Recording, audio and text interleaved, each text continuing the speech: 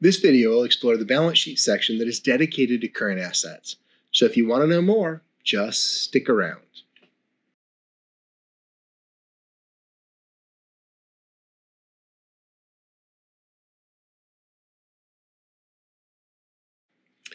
When we discussed the balance sheet, we talked about assets in terms of short-term, long-term, tangible, intangible, then things like liquidity. Today we go into assets in more detail. What are they and how journal entries are made to record their acquisition or disposition? At their acquisition, assets get recorded at cost, so we must have a way to value those assets. We could value them using a transaction price or use a market for an asset to estimate an external price or some other method. Cash is the easiest current asset to value because we take it at face value. Cash is also the easiest account to understand in all of accounting. This account is the value of either the cash or money market balances or physical bills, including petty cash or cash-like instruments that are very liquid, such as commercial paper. The next current asset is receivables. When a customer buys something with terms to pay us in a certain number of days, we add the amount to the account's receivable account to reflect the increase due from our customers. The journal entry to record a sale transaction includes two parts. The first records the sale, and the second records what happens to our inventory. In the first, we debit accounts receivable because debiting an asset increases it for the amount that the customer has promised to pay, and credit sales to recognize the revenue. But sometimes customers don't pay. How do we handle that? We must adjust accounts receivable to consider debts that we think might not get paid by our customers. We can calculate the allowance for doubtful accounts either by estimating the percentage of sales that won't be paid or by considering the age of the receivables. For example, we can either assume 2% of sales will be uncollectible or that anything over 150 days past due will not be collected. In either case, once you have determined that an account is not likely to be collected, you can write off that receivable by crediting it. You then debit against the allowance. As such, accounts receivable is always stated net of the allowance for bad debts. The next type of current asset is inventory.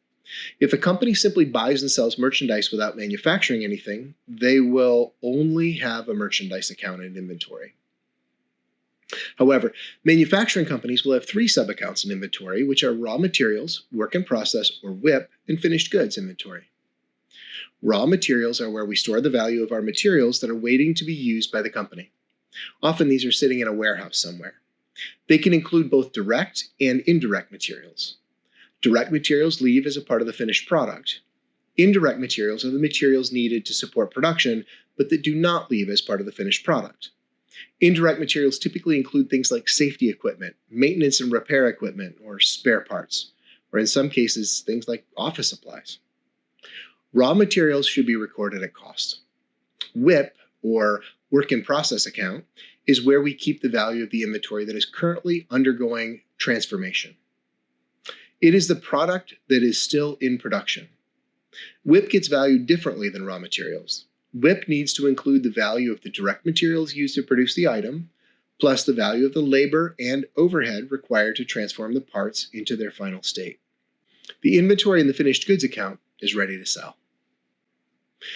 When we make a sale, we complete two journal entries, one to record the revenue, as we saw earlier, and the receivables, and the second entry moves the value of what was sold out of finished goods inventory and into the cost of goods sold account. These journal entries move the cost from the balance sheet to the income statement, effectively converting the cost into an expense. Keep in mind that we do this when we sell the item, which satisfies the revenue recognition criteria and the matching principle. After inventory, the next current asset is prepaid expenses. These represent any type of expense that we have paid for but not yet consumed. This type of expense usually relates to things like rent or insurance premiums, but it could technically also relate to product that had to be paid for before it was produced, like a special order. In that example, we haven't yet received the inventory, so we can't put the debit into inventory, but we could debit a prepaid account to offset the cash that we credited when we sent the money to the vendor. All current assets share one thing in common. They all consume cash in one way or another. For example, if you extend credit to a customer, when you sell something, you need to have enough extra cash to make it until the customer pays their debt. That is because when you have to pay for the materials that you purchased and the customer hasn't paid you, you'll need cash to pay your vendor. That requires you to raise extra capital. I'll bring this up again in a few weeks when we start talking about sources and uses of funds. For now, think about how you would fund each type of current asset.